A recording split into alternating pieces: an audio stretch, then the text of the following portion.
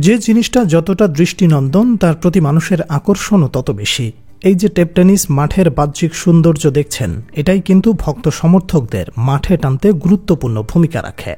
তবে দেশের সব টেপ টেনিস মাঠের গ্যালারি এমন দৃষ্টিনন্দন হয় না। শুধুমাত্র সাজেদুর সাগরের চরণ যেই মাঠে পড়ে, ওই মাঠের রূপরেখা বদলে যায়। সহজভাবে বললে বলা যায়, আপনি যেই মাঠের গ্যালারিতে এমন দৃষ্টিনন্দন ছোঁয়া দেখবেন, তখন নিশ্চিত হতে পারবেন ওই মাঠে সাগরের চরণ পড়েছে। কারণ এই মানুষটি ছাড়া অন্য কারো মস্তিষ্ক থেকে এমন ইউনিক আইডিয়া আসবে না। আসার কারণ, সাজেদুর সাগর টেপ টেনিস ক্রিকেট নিয়ে কাজ করছেন দীর্ঘদিন। তাই অন্যদের থেকে এই মানুষটির অভিজ্ঞতার ভাণ্ডার সমৃদ্ধ। সেই অভিজ্ঞতা থেকে সফলভাবে আয়োজন করেছেন দেশের একাধিক বড় বড় টেপ টেনিস টুর্নামেন্ট।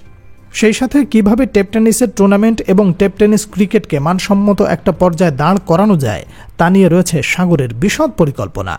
তবে এই স্মার্ট বয় শুধুমাত্র প্ল্যানিং মেকার না, তার সাথে সাথে কমেন্ট্রি বক্স এবং উপস্থাপনায় ঝড় তুলতে পারেন।